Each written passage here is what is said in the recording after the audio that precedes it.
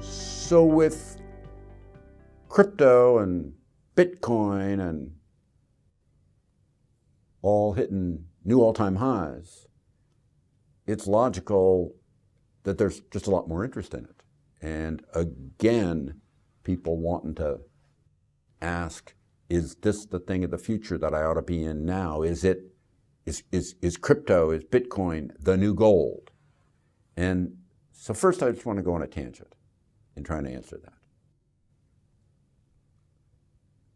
Forgetting about crypto for a moment, gold was never gold. Gold has never been what people think it is. Let me put that in perspective for you. You got stocks, you got bonds, you got cash, you got other stuff. That pretty much covers everything. Gold's one of those other things. And there's nothing terrible about that. But the fact of the matter is, when you think about how you construct portfolios, and when you think about investment opportunities, you say to yourself, what kind of returns do you get out of them versus what kind of volatility you suffer for getting those returns? And the part about gold that gold bugs will never accept, but it's 100% true, 100% true, is that gold gets lower long-term returns than stocks, bonds, or cash with markedly higher volatility than stocks.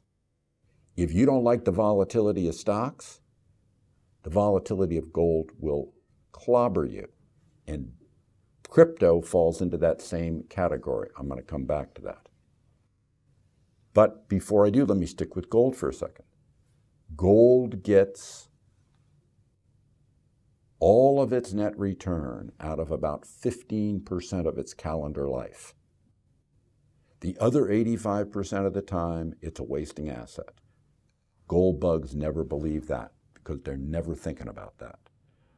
Gold has had very, very long periods of time, years and years, one period 28 years, where gold fell in price overall. If you got something that's going to fall for 28 years in price, or fall for 5 years in price, or fall for 10 years in price, it's going to drive you crazy before you ever get to that 15% where you do get big sharp run-ups. Now, my point about gold and my point about crypto is that if you can time things that are exceptionally volatile, much more volatile than stocks, you don't need any advice from me at all about anything. The fact of the matter is, stocks rise 75% of the time in history. Some periods, they don't rise as much. But overall, about 75%, 73% overall since 1925. In something that rises that often, the odds are it doesn't drive you quite as crazy, although stocks drive people crazy, than something much more volatile that drives people even more crazy. If you're that good a speculator and know when to get in and get out and move this and move that, if you're that good a trader, you need no advice from me, but most people aren't. Most people buy these things high, sell them low later, get disappointed. People say, oh, I just buy it and put it away. Most people can't do that. Most people can't do that with stocks. The average passive fund is actually only held a little less than 2 years because they can't hold on to it, because some scary news story gets them out of it. Some price swing gets them out of it. In reality, time in the market is as important as timing the market, and most people can't time the market from beans from bananas. Now, let me go back to another point about Bitcoin. And this isn't always true with gold, although it's been true with gold recently. Bitcoin and gold have correlated positively with stocks. They've moved up basically when stocks have moved up, and they've moved down basically when stocks have moved down. In 2022, they're both fallen. In 2023 into 4, they're both rising. They act just like high volatiles, not just like, that's an overstatement. They act similarly to a very high volatile stock, because when the market's falling or the stock market's rising, not all stocks are doing that perfectly. Some act a little differently.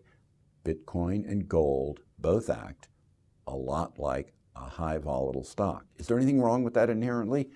No.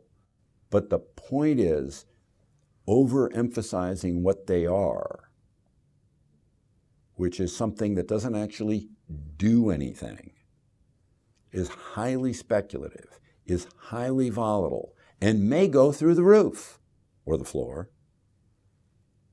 is not a way to put much money into a portfolio that you want to actually have take care of you over the long future that you probably have ahead of you. Again, I reiterate, if you think you're that good a speculator, my hat's off to you, you're probably wrong. You're probably not that good a speculator. Most people aren't. Most people are wrong on timing more often than they're right on timing, and you got to be pretty good to do timing. And most aren't. Most ride a hot period until they get their clocks clean. So with that, my point would be cautious when you think of these. Now let me go back to one more point. Since we're doing Bitcoin, let me give you 2 more bits on Bitcoin. The fact of the matter is that when you think about so-called coin, when you think about cryptocurrency, let's get real for a moment. Money and crypto are not the same thing. Money is supposed to be relatively stable value. Money is a thing that we use to lubricate a transaction, buyer and seller, so both know what they're getting, so they can take the outcome. I get the stuff, you get the money, you get the stuff, I get the money, and then to know in a reasonable period of time what I can do with that money that I got from selling you the stuff. That I can turn around and use it in a semi-predictable value. Yes, inflation eats into it, but inflation eats into it pretty slowly most of the time. It stretches the measuring rod of what money is. But with anything volatile, like gold, or Bitcoin, or any part of crypto, or any other highly volatile commodity, it isn't money because you don't know what it'll be worth 3 weeks later. You can't count on it for your next transaction at a known value. It isn't money. So the people that think it's money, they're making a mistake. It is a highly volatile commodity and needs to be thought of as such. It is closer to gold, but it's not the new gold, because gold was never the new gold anyway because of the volatility I mentioned earlier. I'm sorry to be sounding like I'm a jaundiced, grumpy old man, although I am an old man. But I thank you for listening to me. I hope you found this useful, and I suggest that if you're thinking about Bitcoin or crypto in any regard, be very sure you really know what you're doing. Be very sure you know about its volatility. Be very sure you know about the risk that you have that it blows up in your face. And be careful. Thank you much for listening to me. I hope you found this useful. This is Ken Fisher. Subscribe to the Fisher Investments YouTube channel if you like what you've seen. Click the bell to be notified as soon as we publish new videos.